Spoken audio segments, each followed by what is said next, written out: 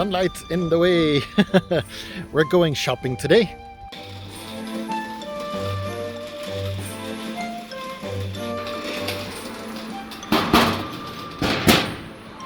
You might remember that I bought some of those shelves for my attic. I'm gonna buy 3 more. Cool, I got my 3 shelves all loaded in, and this cart is the worst. I've been walking around this shop and hit my shins on it at least 5 times, and it hurts so bad. Time to go to the next store. Biltema.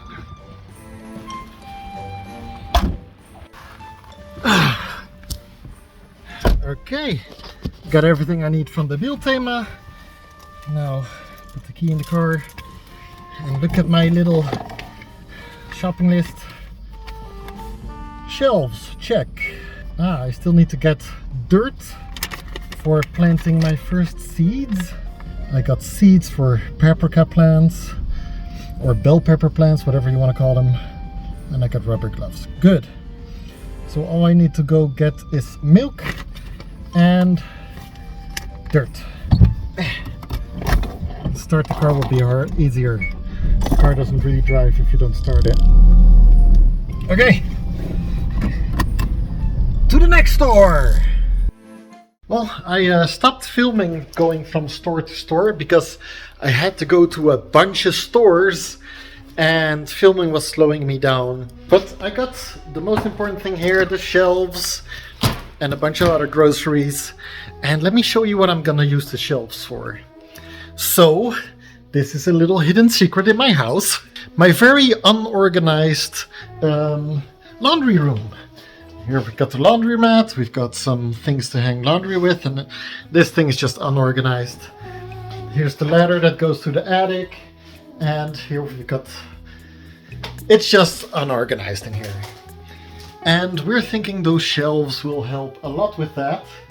And not only that, this little cupboard is just in the way. It isn't good enough. It's gonna go. I've got 3 of those shelves. There should be 2 of them in front of the window and 1 on this wall. The part of the shelves that's in front of the windows will actually hold our seedlings for this year.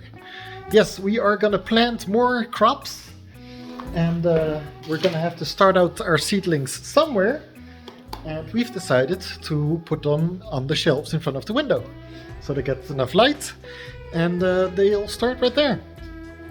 Later on we'll probably also buy a grow light, but for now I'm gonna go ahead and put all these shelves together.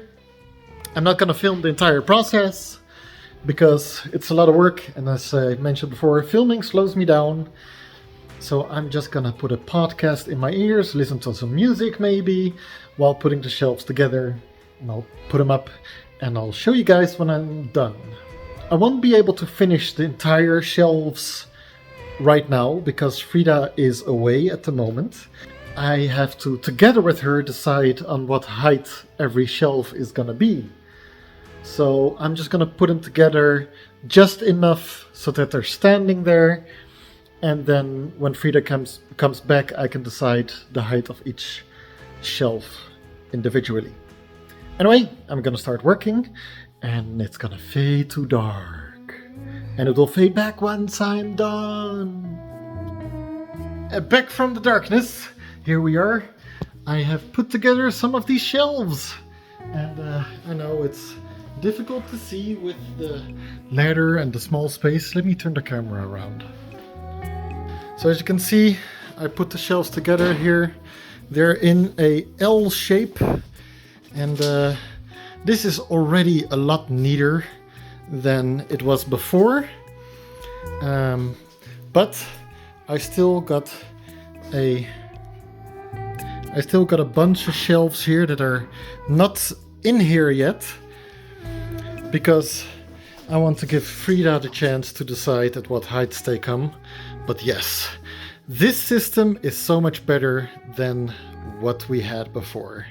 And luckily we still have room for the ladder going up to the attic, which is nice. I'll come back to you and show you once we have all the shelves in there and show you what it looks like then. And it's done. It's done. There we go. Look at those beautiful shelves. It's amazing. Yeah. It's, oh man. That is gonna create so much storage space. Everything's gonna be so organized, so much better than the shit show it was before. Yeah, I like this. This is gonna be so nice. So probably the bottom two shelves are gonna be storage for stuff like this. And the top two shelves, these rows, and completely on top, they will most likely be where we plant our seeds for the first time and then have them sprout until they can be planted outside or in the greenhouse. Well, here we are, it's the next day, and Frida has been sorting the shelves, and oh, it looks so nice. It looks so much better. I'm really happy with this result. Let me turn on the light. Lights. Turn on around the camera. Such a more calmer and more organized feeling than it used to be. So good, so good. All right, I'm gonna eat some lunch, and afterwards, I think you and I are gonna make some bread.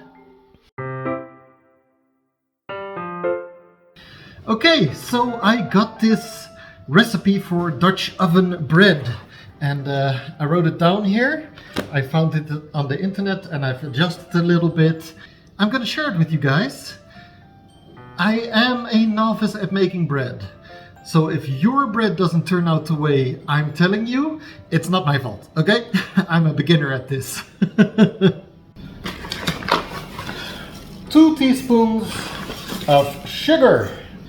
And then I'm adding 2 teaspoons of active dry yeast. 1 and a 2. We have got this awesome water cooker. You can select the temperature of what temperature you want to boil your water at. And I'm gonna put it on 40 degrees Celsius and start it. That is because we're gonna add 6 deciliters of not too warm water. So 40 degrees Celsius, otherwise we'll be killing the yeast, apparently. All right, waiting for my water to get warm and then we'll add 6 deciliters of it. Okay, my water is done. Let's add 6 deciliters. All right, count with me, people. 1, 2, 3, 4, 5, and that's the last one. Number 6. Cool. Now I'm gonna take a wooden spoon and gently stir it a little bit.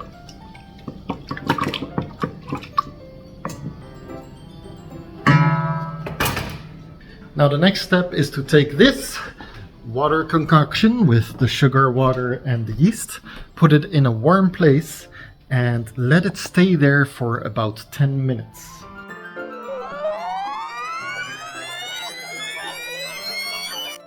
Well, as you can see, it is foaming up nicely. I forgot about it and let it do its thing for much longer than I should have. But it should only be 10 minutes and then you're good. A little bit longer doesn't matter, but I let it go longer and we'll see what the result is of that. Now we are adding 3 teaspoons of salt. And 3. Okay, I'm gonna put this thing in the mixing machine now so that we can start mixing in the flour. And we're adding 12 deciliters of flour on this one. And first of all, we're putting the mixer on slow. We don't want it to go too fast. So setting number 1 will be good for this one. All right.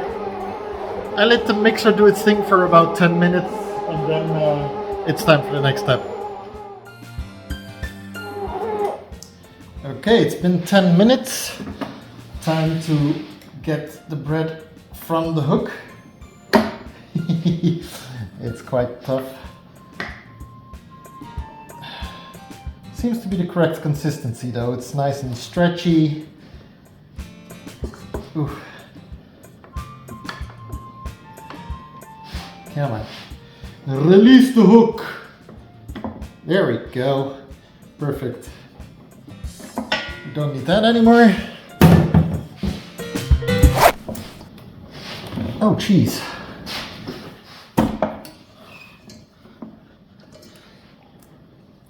Huh?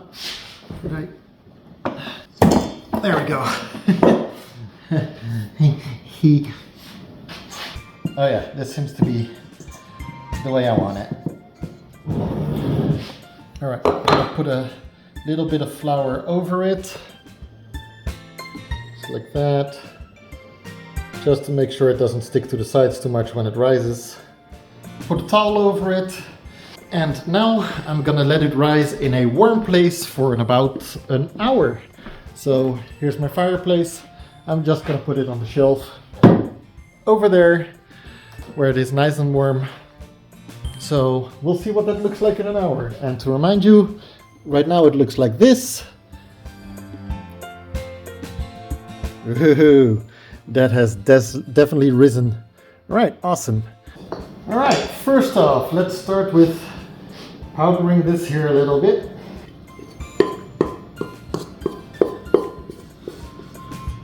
Wasn't too bad. That came out quite nicely.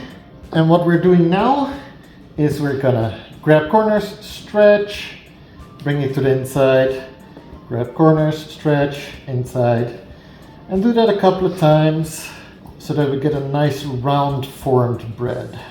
Just form the bread in the shape you want it to be, and I'm going for a round bread this time. Taking this guy again, powdering it up some more so the bread doesn't stick, and then the bread goes back in there. Woof! Okie dokie! That was a nice poof. Anyway, now that we got it in a nice shape, we're gonna put the towel back on it and put it back to rise for another half hour. And while it's rising, we are gonna take out the Dutch oven and preheat it.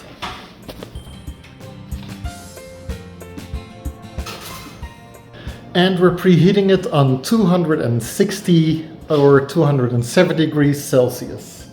All right, see you back in half an hour. Here we are, half an hour later. Now it's time to put it in the oven.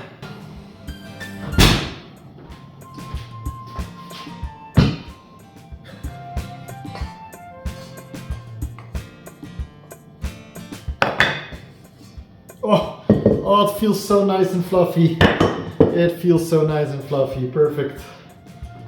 And boop, put it in there. Use a sharp knife.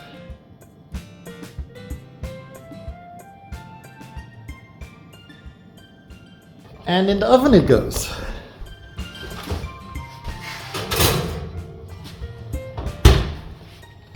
All right, first we're gonna wait 30 minutes. And then once 30 minutes has gone, we're gonna see how the bread is doing. Gonna use a thermometer to see the inside temperature. Or after 30 minutes, the lid is gonna come off. Okay, here we go. Let's see what it looks like. It has been a little over half an hour. Oh, that looks so pretty. That looks so pretty. That is really pretty. Look at that. Alright, here I've got a thermometer. I'm gonna put that into the bread. And we're looking for an internal temperature of 97 degrees. So, yeah, I'm gonna put it back and wait until it reaches that temperature. Of course, I'm gonna put it back without the lid now. Okay, we've reached the correct temperature. Let's see what we have. That's such a good looking bread. Look at it. It looks so good. Oh, yeah. All right, let's get it out of that pan. Oh, and it just falls out. Perfect.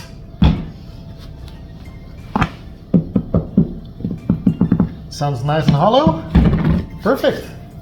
All right, now to put it underneath a towel and let it rest for at least 15 minutes before eating. I hope you enjoy the recipe. I hope it tastes well, and see you all in the next one. Also, don't forget to follow me on Instagram. Bye.